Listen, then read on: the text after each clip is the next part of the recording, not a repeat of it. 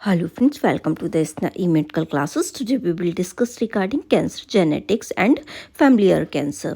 ठीक है, cancer genetics मतलब जो कैंसर जनरेशन वाइज जनरेशन जो है समटाइम्स ट्रांसफ़र कर जाता है। अगर किसी के मदर को है तो उसके बच्चे में देखने के लिए मिल सकता है, सेम टाइम पे जो है वो ग्रो कर सकता है। जैसे किसी को यूट्राइन कैंसर था, ठीक है, मदर में, तो उसमें जब उसकी नेक्स्ट जनरेशन आई तो जब वो नेक्स्ट जनरेशन आने के बाद में सेम टाइम पे उसकी जो बेटी थी उसको भी क्या कर रहा है, यूट्राइन कैंसर जो है वो ग्रो कर रहा है। ठीक है, तो ये बहुत सारे ऐसे कैंसर होते हैं जो जनरेशन बाई जनरेशन भी जो इसके मेनली जो होते हैं वो ट्रांसफ़र कर सकते हैं। तो ये क्या होते हैं, क्यों हो रहे हैं, इसके बारे में हम जानेंगे। तो हम बात करेंगे फर्स्ट क्या है जेनेटिक कैंसर जो है, इसको ये कैसे करके ट्रांसफ़र हो रहा है। इसका डेफिनेशन क्या है, presence of a hereditary predisposition to cancer within families. मतलब हमारे जो हेरिडिटरी जो है कैरेक्टरिस्टिक्स में, जीन्स में जो है वो क्या हो जाता है, इन फैक्टर्स की वजह से जो जीन को ये जो है वो रिस्पॉन्सिबल होता है। तो ये कैंसर जो होता है ये हमारी फैमिलीज बाई फैमिलीज जो है वो जेनेटिक रीजंस की वजह से ये हेरिडिटरी करेक्टर में जो है ये ट्रांसफ़र जो है one generation to another generation जो है वो करता रहता है। कुछ की कंसेप्ट्स के बारे में बात करेंगे तो इसमें क्यों हो रहा है, कैसे हो रहा है।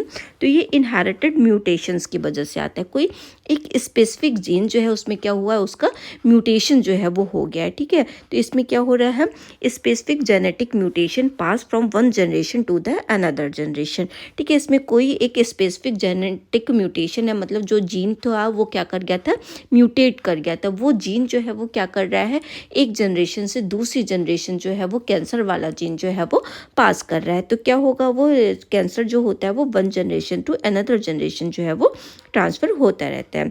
कौन इंक्रीज रिस्क में जो है वो रहता है, इंडिविजुअल विथ फैमिलियल कैंसर में have higher likelihood of developing specific type of cancer. ठीक है, जो इंडिविजुअल्स रहते हैं, फैमिली जो रहते हैं, फैमिली के मेंबर जो रहते हैं, ठीक है, जो भी बच्चे रहेंगे उसके, तो वो क्या रहते हैं, उनको हायर चांसेस हो जाते हैं कि वो कैंसर से, जो अगर उनका स्पेसिफिक वो जीन जो है वो पास करता रहा तो उनको हायर चांसेस देखने के लिए मिलते हैं कि उस फैमिली में जो है वो कैंसर जो है वो देखने के लिए मिल सकता है।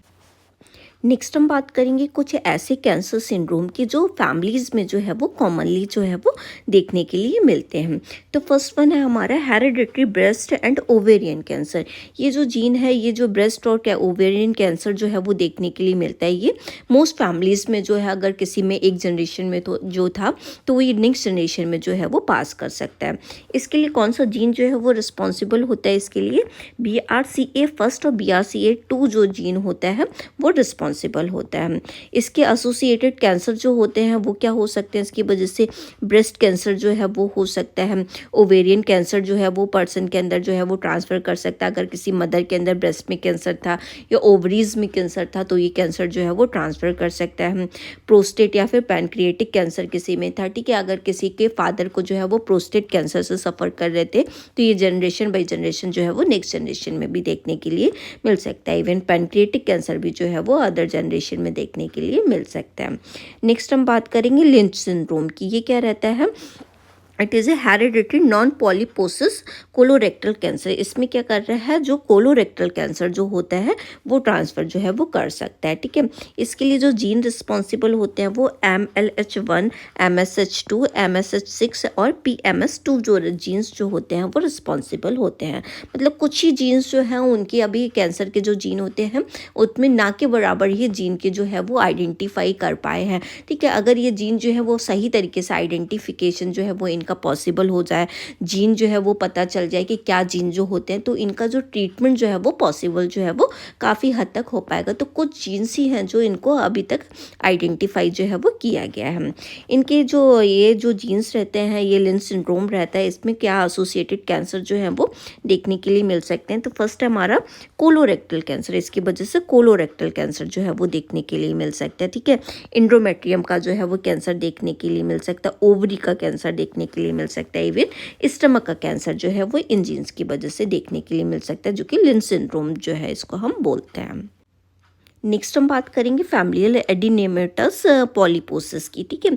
इसका जो जीन कौन सा रिस्पॉन्सिबल होता है इसके लिए, एपीसी जो जीन होता है वो रिस्पॉन्सिबल होता है, ठीक है। ये एडिनोमेटस पॉलीपोसिस कोलाई जिसका पूरा नेम होता है। इसके लिए एसोसिएटेड कैंसर जो है वो क्या हो सकते हैं इस जीन की वजह से, एपीसी जीन की वजह से।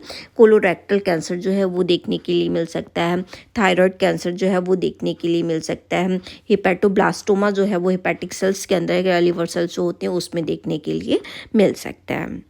नेक्स्ट हम बात करेंगे प्रिवेंटिव मीजर्स में कि कैंसर जो ना हो, ठीक है, इनके लिए जो है वो हम पहले से ही क्या प्रिवेंटिव मेजर्स जो है वो ले सकते हैं, क्या क्योर जो है वो हम कर सकते हैं कि ये कैंसर जो है उस स्टेज तक पर्सन जो है वो ना पहुँचे।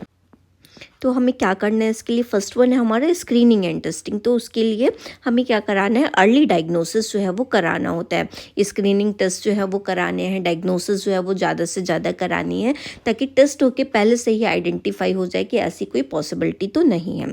तो पर्सन के लिए उसको जेनेटिक काउंसलिंग देनी है, हिस्ट्री लेना है, उसका रिस्क असेसमेंट करना है कि कितना उसको रिस्क है इन कैंसर होने का, उसके लिए उसको काउंसलिंग करनी है, ठीक है। अगर कोई भी टेस्ट वगैरह जो है वो नीडेड है वो टेस्ट जो है उसका करवा के देखना है ताकि ये जो हमें पहले ही अर्ली एज में जो है वो आइडेंटिफाई हो जाए और ये लेटर स्टेज में जो है वो ना जाए। Next genetic testing, genetic testing उसकी करानी है कि देखना है कि कौन सा ऐसा जीन है जो फैमिली बाई फैमिली जो है वो ट्रांसफ़र हो रहा है और म्यूटेट होने के चांसेस जो है वो मतलब उसमें देखने के लिए मिल सकते हैं। तो उस चीज़ को जो है पहले से ही हम उसका ट्रीटमेंट जो है वो ले सकें, क्या पॉसिबिलिटीज़ है, क्या उसके लिए प्रॉपर मैनेजमेंट है वो हम ले सकें, ठीक है। तो हमें क्या करानी है, जेनेटिक टेस्टिंग करानी है ताकि जीन जो है वो आइडेंटिफाई कर सकें। Next one surveillance and prevention. Surveillance and prevention मतलब इसमें क्या हम जो भी रिस्क रिड्यूसिंग जो भी चीज़ें हैं जो भी पहले से हम कर सकते हैं कि ये जो है वो बाद के स्टेज में जो है वो देखने के लिए ना मिले, ठीक है। अगर हमें पता चल गया है कि हमारे ये जो कैंसर है ये हमारे पहले के जनरेशन्स में जो है वो देखा जा रहा था, ठीक है, तो इसमें जो है म्यूटेशन हमारी नेक्स्ट जनरेशन में ना आए, इसके लिए हमें क्या कराना है, प्रिवेंटिव मेजर्स जो भी उसके लिए लिए जा सकते हैं और जो भी केसेस जो हैं वो आइडेंटिफाई किए जा सकते हों तो हमें वो पहले से ही उसके रिस्क फैक्टर्स जो है अगर देखने के लिए मिल रहे हैं तो हमें पहले से ही मैनेजमेंट जो है वो लेने लगना है। Next one implication for family members. Family members के लिए क्या जो है वो देखना है कि अगर ये फैमिली मेम्बर्स में अगर देखने के लिए मिलता है तो कैस्केड टेस्टिंग, जो मतलब फैमिली मेम्बर्स है उनका जो भी पैथोलॉजी अगर कोई भी कंडीशन रही होगी तो उसका पैथोलॉजिकल टेस्टिंग जो है वो करानी है। कोई भी पैथोजेनिक कोई भी डिजीज़ कंडीशन जैसे कि यूट्राइन का उनको कोई डिजीज़ कंडीशन देखने के लिए मिलता है तो पर्टिकुलर उस चीज़ का हमें क्या कराना है, उनका जो है वो उस चीज़ के लिए आइडेंटिफिकेशन जो है वो कराना, उस पर्टिकुलर चीज़ का जो है वो टेस्टिंग करानी है। शेयर रिस्क, फैमिली मेम्बर में share higher risk of developing specific cancer. अगर फैमिली मेम्बर को किसी बात का डर है तो उसको अपने डायग्नोस्टिक सेंटर डॉक्टर के पास जाके उसको बता सकते हैं कि ये चीज़ें जो है ये जो रिस्क फैक्टर जो है वो देखने के लिए मिल सकता है, ठीक है, ये मेरी फैमिली में ऐसे करके चीज़ें रही थी तो वो उनको बता सकते हैं कि ये चीज़ों की वजह से मुझे ये चीज़ देखने के लिए मिल सकती है, इसका क्या अर्ली मैनेजमेंट जो है वो पॉसिबल होगा। Next one risk reducing strategy, person को जो है वो रिस्क जो है उसका कम कर सकें उसके लिए कुछ स्ट्रेटजी जो है वो है अपनानी है। तो उसके लिए क्या है, प्रोफाइलेक्टिक सर्जरी। पहले से ही अगर कोई भी जो है वो उससे पता चल गया कि इस पर्टिकुलर ऑर्गन का जो है वो कैंसर देखने के लिए मिल सकता है, ठीक है, तो उसको पहले से ही रिमूव आउट कराना। अगर कोई भी ऐसी चीज़ की ज़रूरत नहीं पड़ती है तो अगर उसका जैसे कि बेबीज़ जो है वो हो चुके हैं, ठीक है, तो वो अपना यूट्रस जो है वो रिमूव करा सकता है, हिस्टेक्टमी के लिए जा सकता है। अगर ब्रेस्ट कैंसर देखने के लिए मिलता है तो उसको उसका जो ब्रेस्ट जो है वो रिमूव करा सकता है, मस्टेक्टमी के लिए जा सकता है, ठीक है, और ओफ्रेक्टमी के लिए भी इवन जा सकता है। अगर उसके लिए कुछ ओवरीज वगैरह में जो है वो देखने के लिए मिलता है, टेस्टिस के लिए देखने के लिए मिलता है, तो इन सारी चीज़ों को जो है वो पहले से ही जो है वो रिमूव आउट करा सकता है। प्रोस्टेट ग्लैंड में अगर देखने के लिए मिलता है तो उसको भी वो रिमूव आउट जो है वो पहले से ही करा सकता है। तो मतलब उसके लिए वो प्रोफाइलेक्टिक जो है वो ट्रीटमेंट ले सकता है। इंक्रीज सर्विलेंस, उसके लिए सर्विलेंस जो है वो इंक्रीज़ करवाना है, जैसे कि उसका अर्ली डिटेक्शन जो है वो चीज़ों का किया जा सके, अर्ली जो स्क्रीनिंग जो है वो पॉसिबल हो सके, ठीक है, उसका अर्ली टेस्टिंग जो है वो उसका कराना है। कीमो प्रिवेंशन, उसका जो भी मैनेजमेंट जो भी करना है अगर देखने के लिए मिलता है तो उसका पहले से ही मैनेजमेंट उसका कैंसर का जो है वो करना है और उसका रिस्क को रिड्यूस करने की कोशिश करनी है ताकि जो ये जो है वो उसको देखने के लिए आगे वाले स्टेज में जो है वो देखने के लिए ना मिले।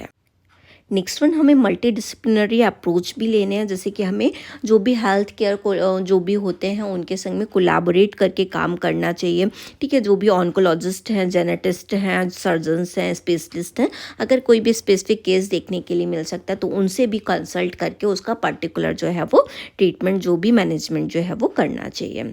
इंडिविजुअलाइज केयर, हमें जो भी पर्टिकुलर पर्सन है उसका, अगर हमें उसको स्पेसिफिक केस को जो है वो ट्रीट करना पड़ रहा है तो हमें उसको पर्टिकुलर जेनेटिक जो है वो ट्रीट करना चाहिए, और उसका क्लिनिकल फैक्टर्स जैसे कोई भी देखने के लिए मिल रहा है, कोई भी डिजीज़ कंडीशन जैसे पर्टिकुलर देखने के लिए मिल रही है, तो उस पर्सन को इंडिविजुअल जो है वो केयर प्रोवाइड करनी चाहिए, और उसको जेनेटिक जो है वो जो भी मैनेजमेंट उसके लिए पॉसिबल है वो करना चाहिए।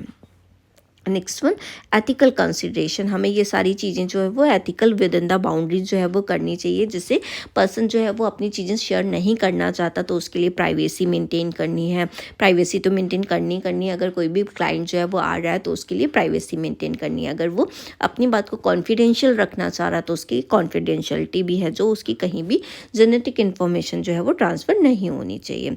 इन्फॉर्म्ड कंसेंट, पर्सन से इन्फॉर्म्ड कंसेंट जो है वो लेना चाहिए कि जो अब वो जेनेटिक टेस्टिंग के लिए जा रहा है तो वो अपने जो है वो अपने विलिंगनेस से जो है वो जा रहा है, और उसके बाद में जो भी कॉम्प्लिकेशन अराइज कर सकती हैं, जो भी चीज़ें जो आ सकती हैं तो उसको उसके बारे में ऑलरेडी बताना है। नेक्स्ट, पब्लिक हेल्थ इम्पैक्ट, हमें पब्लिक को जो है वो एजुकेट भी करना चाहिए रिगार्डिंग द अवेयरनेस की फैमिलियर जो भी कैंसर सिंड्रोम्स होते हैं, फैमिली को जो कैसे करके मैनेजमेंट करना है। अगर ये एडवांस एज में जो है वो जाके अगर आपको नहीं चाहते हैं कि देखने के लिए मिले तो पहले से ही अर्ली मैनेजमेंट क्या करना है, क्या स्क्रीनिंग टेस्ट जो है वो कराने हैं, ठीक है, कैसे करके उसके लिए अवेयर रहना है, ये सारी चीज़ें जो है वो पब्लिक को बतानी है। पॉपुलेशन स्क्रीनिंग, जो पॉपुलेशन जो भी कम्युनिटी में लोग रहते हैं उनकी स्क्रीनिंग टेस्टिंग करानी है, ठीक है, उनकी जेनेटिक टेस्टिंग करानी है, ताकि जो अर्ली टू अर्ली जो है वो कैंसर वगैरह अगर ऐसी कोई भी चीज़ हो रही है तो अर्ली स्टेजेस में जो है वो डायग्नोस की जा सके और उसका प्रॉपर मैनेजमेंट जो है वो किया जा सके।